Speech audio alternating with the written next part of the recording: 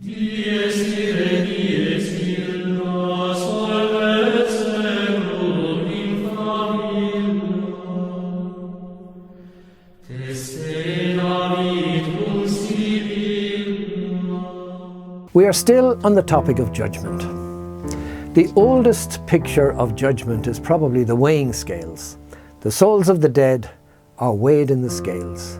If the scales tip one way, the soul goes up to heaven. If the scales tip the other way, it goes down to hell. As time goes on, judgment comes to be seen more literally as a drawing up of accounts of debits and credits, like a bank statement. If you're in the red when you die, you go to hell.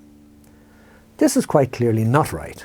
It goes against the sense of judgment we all have. If God behaves like this, then God is well out of order. So let's go back to the roots of action and to see what it is that actions actually do.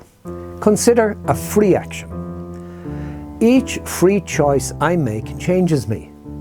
Each instance of what I do influences who I am. Possibly by a very tiny amount, but it does. I can recall times when the thought of doing something really evil, like killing somebody, came into my mind. Why didn't I do it? I can't say it was my conscience or my sense of moral rectitude, and I can't even say that it was my fear of being caught and punished.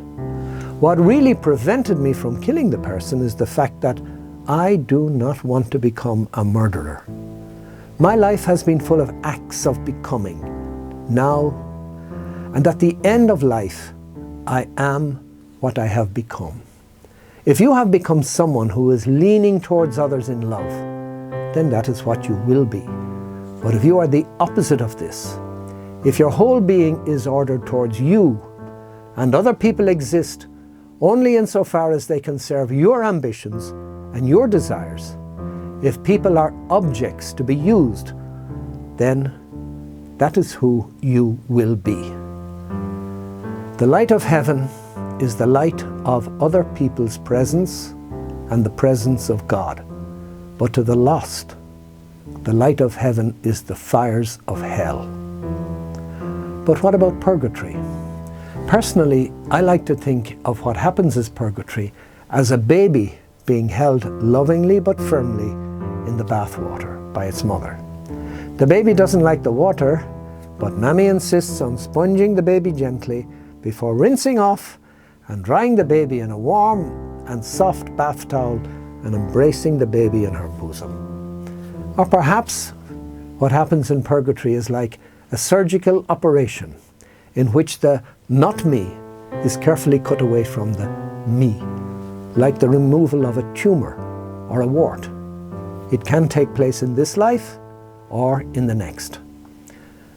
God is the surgeon, but remember, no surgical operation can be performed without the patient's consent.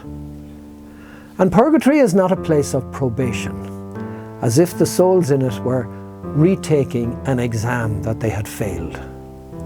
Purgatory is not a place of punishment, a kind of mini hell, but different in some way from the real hell. God always respects human freedom. The soul can choose. It can choose the love of God and others, or it can choose to reject all that and continue to embrace the life of idolatrous worship of self. At that moment of death, the choice a person makes is an utterly true reflection of who that person is. If there is any truth at all in bank balances, it is simply this. After a lifetime of selfishness and treating others as objects, how likely is it that, taken by surprise, you will turn your back on all that and suddenly embrace openness and the value of others? It is absolutely necessary, if God is the giver of freedom, that it should be possible for people to reject healing and to hold on to their vices instead. If God did not allow this, then we would be robots, not people. If anyone does truly want the self and nothing but the self, they will receive what they want. And if what they want burns them and eats them alive, That is a consequence of their choice. It is not a punishment. In the next talk, we'll try to explain what we mean when we say His kingdom will have no end.